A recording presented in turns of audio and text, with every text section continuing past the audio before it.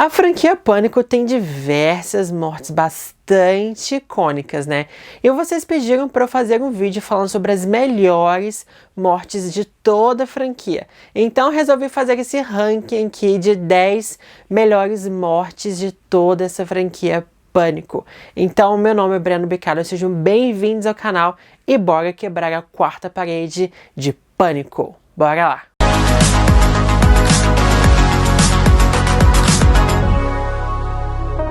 Então, pessoal, antes de começar, é bom deixar bem claro que eu não vou colocar na lista as mortes dos Ghostfaces, beleza? Mas sim das vítimas dos Ghostfaces. E aqui eu vou estar analisando muito a construção da cena, o suspense, o estilo de morte, né? O personagem, o impacto dessa morte na franquia, a iconicidade dessa cena, até mesmo o ator que faz, né, o personagem que morreu nas cenas. Então, isso que eu vou analisar aqui no meu ranking, beleza? Então, em 10º lugar, eu coloco o Steve. Mas por que eu coloco o Steve nessa lista, gente? O Steve foi a primeira morte de toda a franquia Pânico. E faz parte daqueles 10 minutos iniciais simplesmente fantásticos, icônicos, incríveis da franquia, que é a cena de abertura de Pânico, com a ligação da Casey Becker, dela tentando responder o questionário do Ghostface para salvar a vida do seu namorado, e ele lá amarrado no quintal da casa dela, e ela lá na varanda tentando salvá-lo de todas as formas possíveis. Ela erra e tem aquele grande desespero da cena, e assim, infelizmente, o namorado dela é morto. Então essa cena é simplesmente icônica, fantástica, e a morte dele é simplesmente brutal, justamente para abordar que esse filme não tá de brincadeira coisíssima nenhuma, né? Então eu coloco o Steve em 10º lugar. Em 9º lugar, eu coloco a Rebecca, de Pânico 4. Também é uma cena muito legal de suspense construída, né?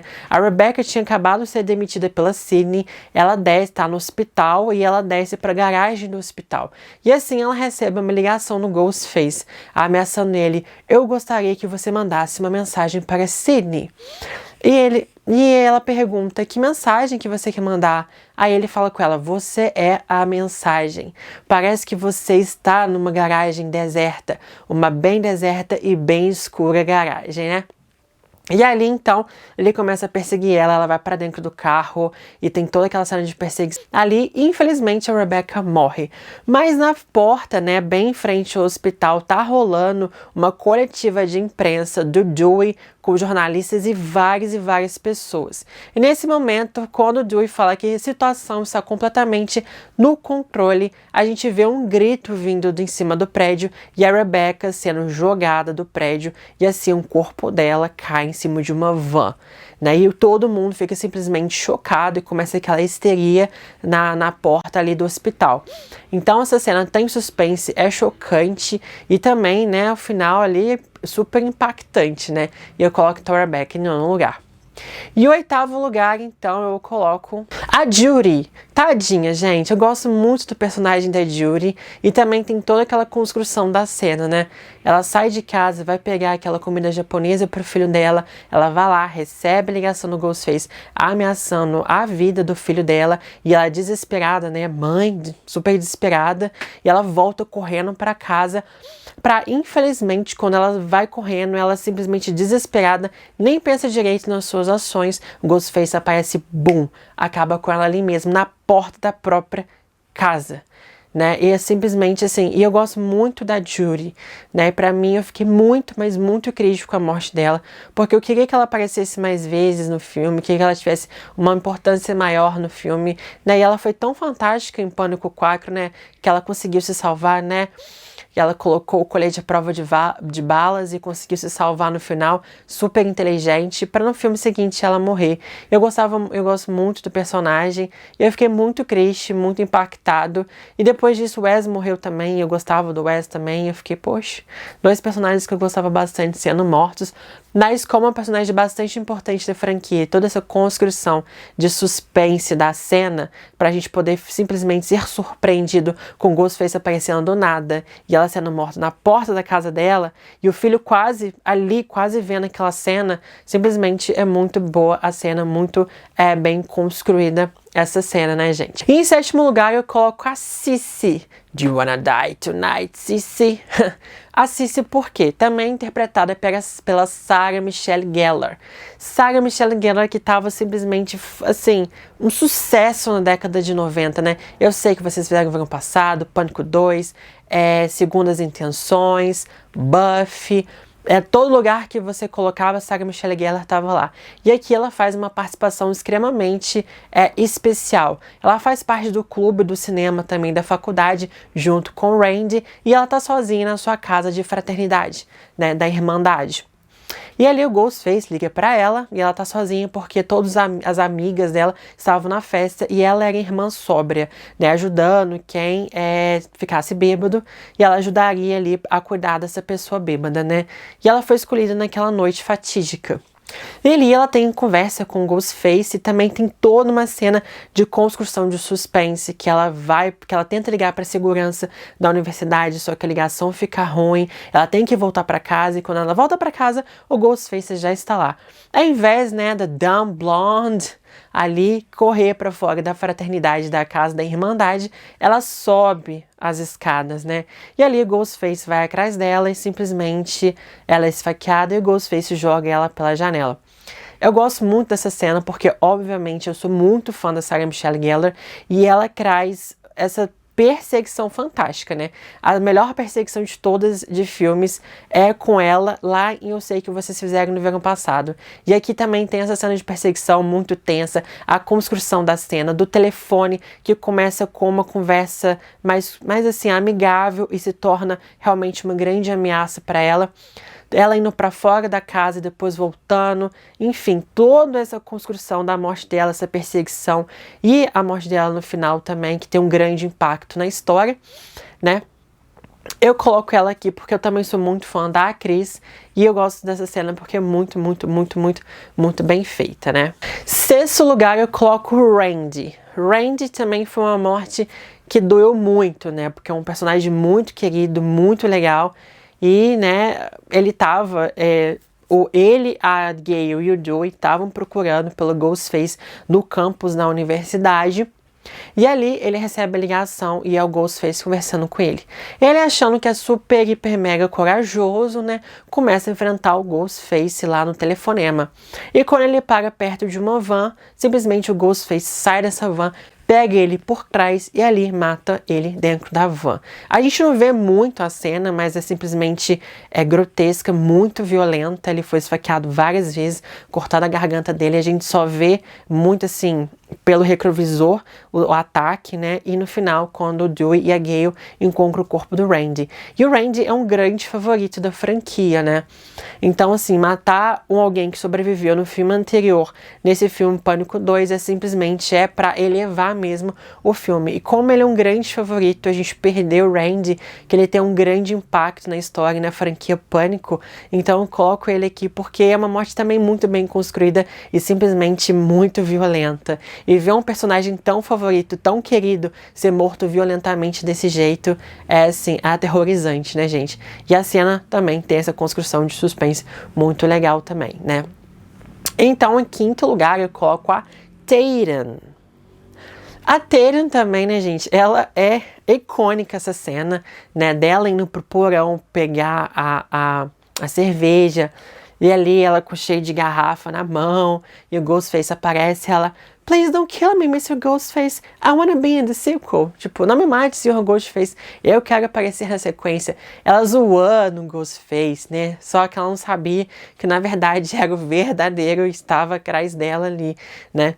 Então ela bate nele com a garrafa, né? E, gente, que é coisa mais icônica, né? Do que ela tentar se enfiar, né, dentro daquele buraco de pet, né? De cachorro, né? De gato. Gato, né? Aquele buraco lá de gato na porta da garagem, achando que ela ia passar por aquele buraco. Por favor, minha filha, né? Por favor, tentava de outra forma, né? Mas a morte dela já é super, hiper, mega icônica, né? E aí ela se levanta, né? Aí o Ghostface aperta o botão. O Ghostface aperta o botão e ela vai subindo, subindo e bum! Ali então ela quebrada no meio, assim, pela porta da garagem. E é engraçado, porque quando ela tava tentando se enfiar pela porta da garagem, ela não enfiava o Ghostface, fazia assim com a cara, tipo, não tô entendendo nada que você tá fazendo, minha filha, você acha que você vai conseguir fugir aí? Ele pegou, tipo assim, sabe, eu fiquei assim... É muito boa essa cena, né? E essa cena é tão espelhada, né? Em vários lugares você vê uma cena parecida. Até mesmo em Pânico 5 fez uma homenagem a essa cena. Então, assim, você vê vários filmes de terror, exatamente essa cena sendo homenageada. E então é realmente uma morte, uma cena bastante icônica e que gera consequências para os futuros filmes, né? Já que a Tatum é irmã do Joey e até mesmo em Pânico 5 a gente vê que o personagem ainda é importante na vida desses personagens, né? E, obviamente, é uma morte bastante icônica, né? Em quarto lugar, eu coloco, então, o próprio Dewey, né? O irmão dela. Gente, por mais que eu ache a morte do Dewey bastante besta, assim, a forma como conduziram até o momento da morte dele seja completamente besta, porque foi por uma burrice, não por um ato heróico, né? Já que eles estavam no hospital ali, ele, a Sam, a Tara, Rich estavam no hospital, e ali eles estavam tentando salvar a Tara do Ghostface. Ao invés do Dewey simplesmente ir embora com eles do hospital, ele volta para poder ver quem é o Ghostface, mas obviamente o Ghostface estava fingindo que ele estava inconsciente e ataca o Dewey. E o Dewey quase consegue fugir quando ele recebe ligação da Gale, ele se distrai e o Ghostface infelizmente pega uma faca na frente, uma faca nas costas e arrasta a faca dos dois jeitos. E é uma sanguinaria, assim, meu Deus, é uma das mortes mais grotescas de toda a franquia e é um personagem legado. O Dewey, um personagem legado, morrer em pleno Pânico 5 por besteira, por bobice, né? Se fosse uma morte heróica, teria muito mais impacto e talvez até subiria um pouco mais na lista. Mas é uma morte que dói, uma morte que deixa a gente triste, é uma morte que a gente não... Eu não consigo assistir muito essa morte. Confesso pra vocês que toda vez que eu assisto o filme, eu já fico com o coração partido e não consigo assistir essa cena porque pega muito mesmo no meu sentimento mesmo, no meu âmago, assim, de um jeito que eu não sei explicar, né? Mas por ser uma morte boba, não a morte em si, né? Mas o jeito como ele morreu foi bobo, por uma estupidez dele, em vez de um ato heróico, desceu um pouco o Joey da lista, né? Mas em terceiro lugar, então, coloca a Maureen. A Maureen é aquela cena de abertura de Pânico 2, simplesmente maravilhosa, fantástica, icônica, né? Ghostface ali já levou muito em matar a Maureen em pleno cinema. Depois que ele matou o Phil no banheiro, ele vai até a Maureen acha que é o Phil, e ele esfaqueia ela na barriga, né? E ela fica olhando sem entender o que tá acontecendo. Ela se arrasta pedindo ajuda, ninguém tava nem aí pra ela, porque tava todo mundo assistindo o filme Stab, né, facada, no cinema, e o pessoal achava até mesmo que podia ser uma encenação pro filme mesmo, né. E como tinha várias pessoas vestidas de Ghostface, o original simplesmente se safou, ninguém sabe quem é e foi embora. E ali então, naquela gritaria toda, ela sobe até a parte, né, do telão, grita, né, e morre ali. E simplesmente todo mundo fica chocado, fica embasbacado com o que aconteceu.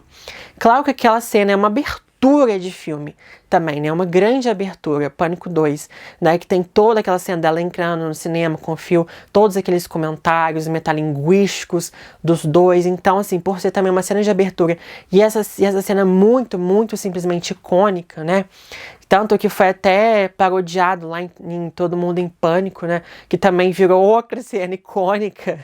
A cena original é icônica, a paródia é icônica, pra você ver realmente como foi o impacto dessa cena. E sim, muito super, hiper bem construído mesmo ali nessa abertura de Pânico 2, que pra mim é uma das melhores aberturas de Pânico. Pânico 2, se pá, tá em segundo lugar mesmo ali, como uma das melhores, né? Mas, Breno, você colocou a cena da Maureen em terceiro lugar? Quero ver o que você vai falar nas próximas duas. Então, pessoal, segundo lugar eu coloco para vocês a Olivia. Ah, mas por que Olivia, Breno? Você coloca Olivia? Porque, pra mim essa morte também é uma das mais violentas, uma das mais grotescas e uma das mais que eu não consigo assistir muito. Olha que eu sou forte em filmes de terror, viu? E a cena tem muito suspense. É pra mim uma das cenas assim, que tem mais suspense e essa construção da cena mesmo, você achar que alguma coisa simplesmente se molda e outra completamente diferente. Esse elemento surpresa por trás dessa cena é muito interessante, né? A Olivia mora em frente à casa da Jill e o quarto da Jill dá de frente pro quarto da Olivia. E a Jill tá com a Kirby assistindo o filme, acho que todo mundo quase morto. Eu acho que é esse filme que ela estava assistindo. Tá todo mundo quase morto, que é uma paródia também de filme de zumbi. E ali elas estão rindo, né? Até que a Olivia liga pra... Não, a Kirby liga pra Olivia, né? Que tá sozinha em casa, brincando com ela, com essas coisas de terror. A Olivia pergunta onde que vai ser Nova Estebatão, não sei o que. Até que a Jill recebe uma ligação, que é o Ghostface. E o Ghostface começa a falar com a Jill ali, e a Kirby toma o telefone da Jill e começa a conversar com o Ghostface. E o Ghostface começa a ameaçar todos. A Kirby acha que é o Trevor, mas não é o Trevor. E ali, então, o Ghostface fala que eu estou no armário. E a Kirby fala, nossa, mas não tem jeito, você não tá aqui no armário. Não tem nenhum jeito que você esteja aqui no armário. E a Jill tá no telefone com a Olivia do quarto dela, né? Ali olhando também a cena das duas no quarto da Jill. Então, fica as duas casas próximas, uma cena de tensão aqui e outra cena de tensão próxima ali. E ali a Kirby abre o armário, né, e fala, eu sabia que você não estava aqui. Aí o Ghostface fala, mas eu não disse em qual armário eu estava.